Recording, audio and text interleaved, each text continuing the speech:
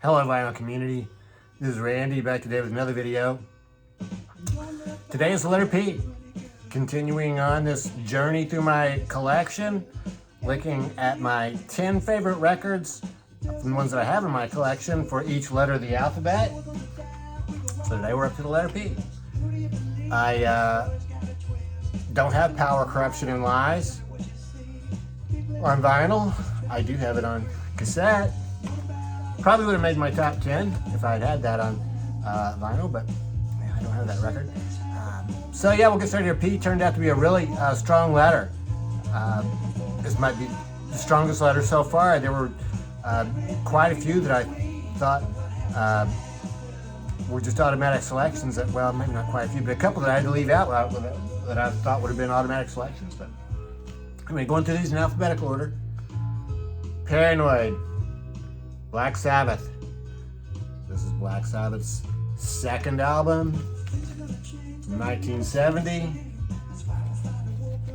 Black Sabbath, four-man band from England. And this record is classic green Warner Brothers label. This album is indisputable. I mean, the whole thing is every song really. War Pigs, Paranoid, Planet Caravan, Iron Man on side 1.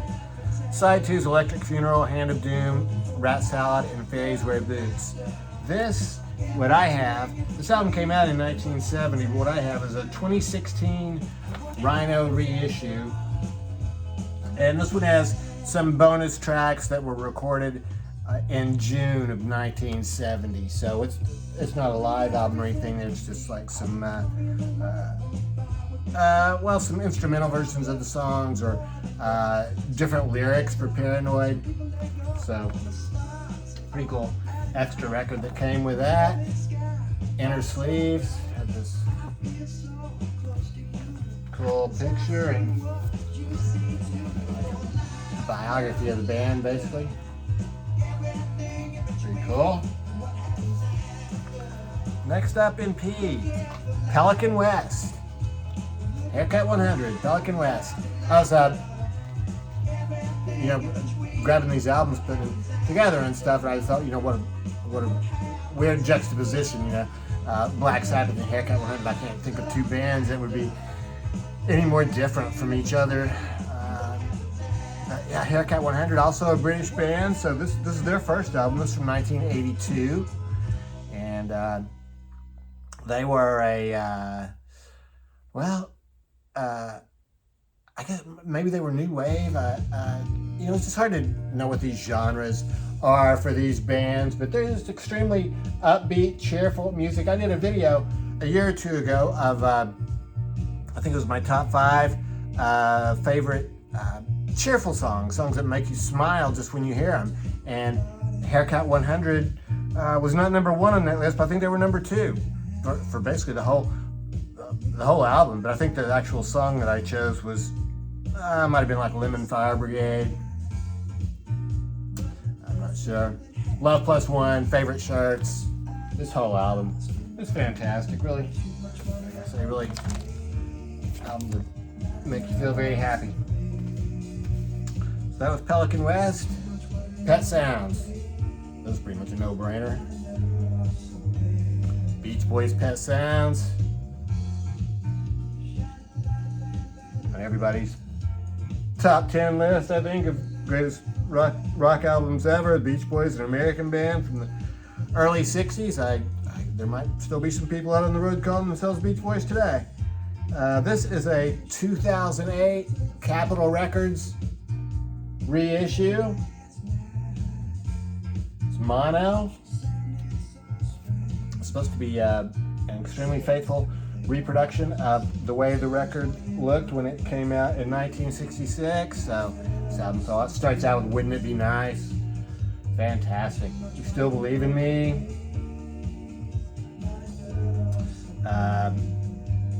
Oh gosh, yeah. Don't Talk, Put Your Head on My Shoulder.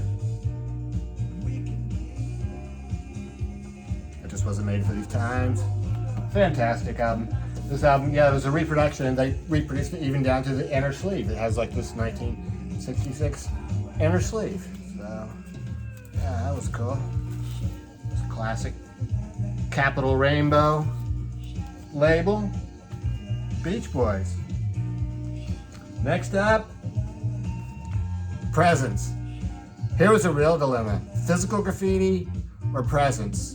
And you know, it just came right down to the end when I was actually choosing, and I finally just had to go with Presents because I play Presents more than I play Physical Graffiti. They're both just such incredible albums, and it almost seems like Physical Graffiti should have won because it's a 2-record set, so just more songs on it to love. But yeah, Presents I think is very blues oriented, very straightforward. I think there's only 7 songs on here, and each song is fantastic. T for One, just a straight ahead blues song. Cool inner sleeves on this. This is not the original, this is a 2015 reissue. I love this picture of the band where they're performing. That picture just looks like it captures the absolute insanity that must have reigned at the height of their concerts. So yeah, so this is a 2-record set. It's came with some extra, I guess they were like demos and outtakes and stuff. I can't really even remember what the extra parts were, but yeah, I love this whole album. I think, well, I mean really everything, but yeah, Cuba's Last Stand, Royal Orleans, Hot Zone for Nowhere.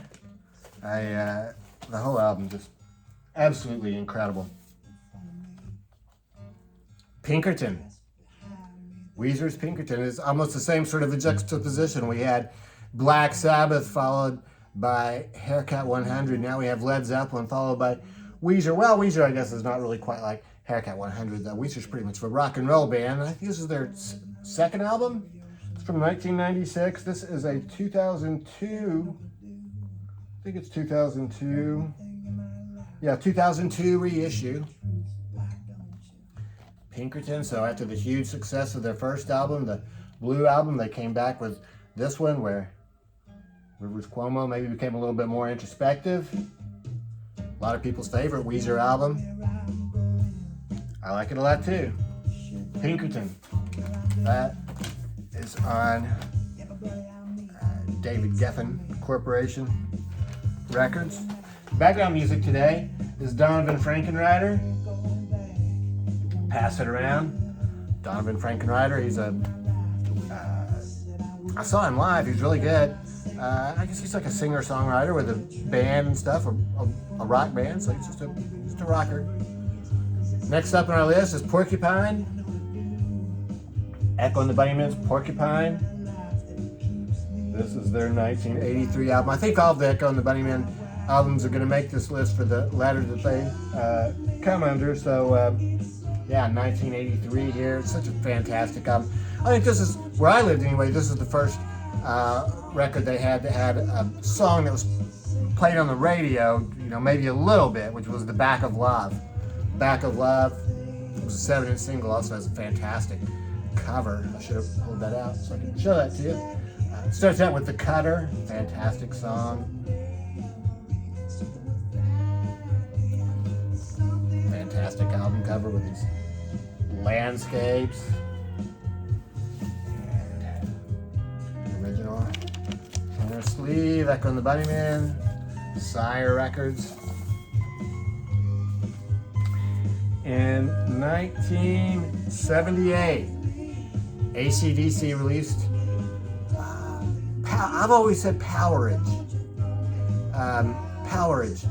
But I've heard of other people say it more like Powerage. I'm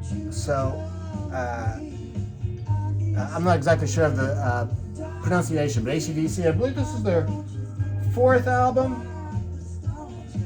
I think it's their 4th album in the U.S.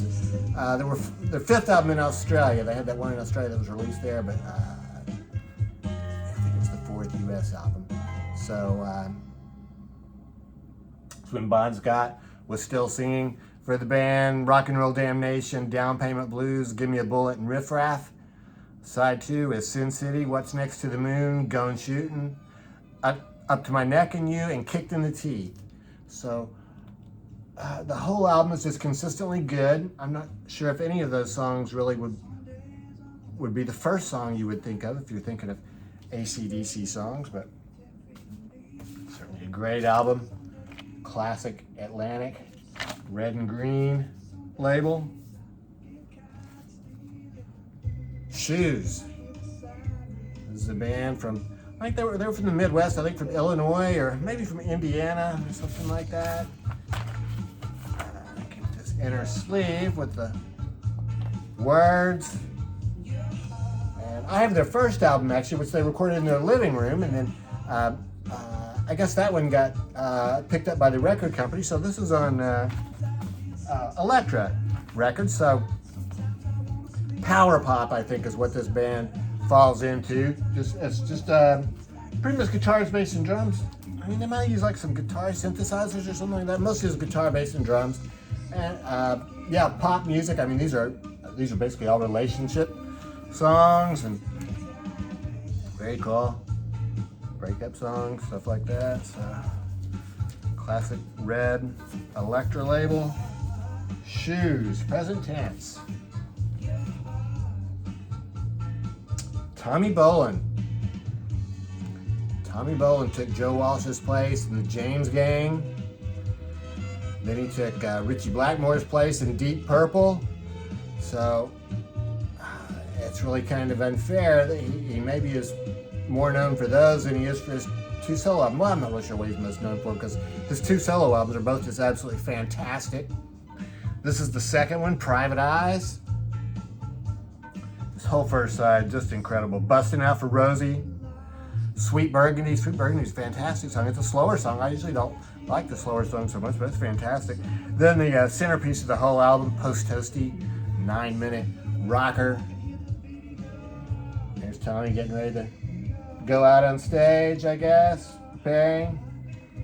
Got his assistants there. Private Eyes. Just an absolutely fantastic album. Yeah, just the best guitar tone. I like his voice, I like the way he sings, but the guitars sound just incredible. Just check out Post Toasty for some of the best sounding guitar work. That's on Columbia Records. And my last P, just such an incredibly strong letter. I can't believe some of the ones I had to leave out.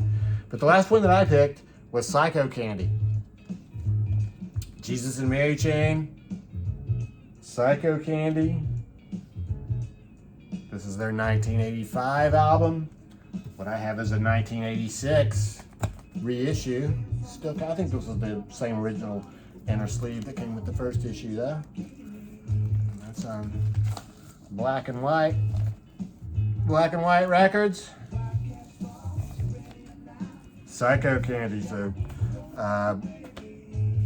were they new wave or? I mean, I think they're sort of like the beginning of shoegaze, maybe or drone or something like that. But yeah, this is just incredible. Starts out with Just Like Honey. Has their, I think their best song on it, Taste of Cindy. Just the track listing there. Absolutely fantastic. I saw Jesus and Mary Jane.